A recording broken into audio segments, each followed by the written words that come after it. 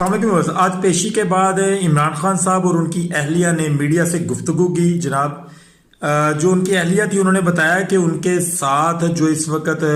سلوک روا رکھا جا رہا ہے وہ بالکل ان کو مارنے کی کوشش کی جا رہی ہے اور ان کو ایسی چیزیں کھانے کے لیے دی جاتی ہیں جس کی وجہ سے ان کی طبیعت خراب رہتی ہے۔ دوسری جانب عمران خان صاحب نے گفتگو کرتے ہوئے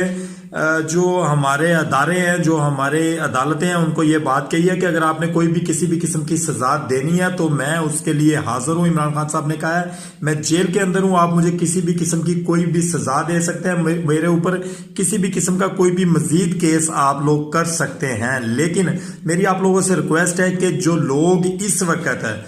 بند کیے گئے ہیں، جیلوں میں ڈالے گئے ہیں، جن کے ابھی تک فیصلے نہیں سنائے گئے، ان کو فی الفور آزاد کیا جائے، کیونکہ ان میں سے بہت سے ایسے لوگ ہیں جن کی طبیعت ناساز ہیں، وہ بزرگ ہیں، ان کو فی الفور رہا کیا جائے۔ ایک انسان جیل کے اندر ہے لیکن فکر اپنے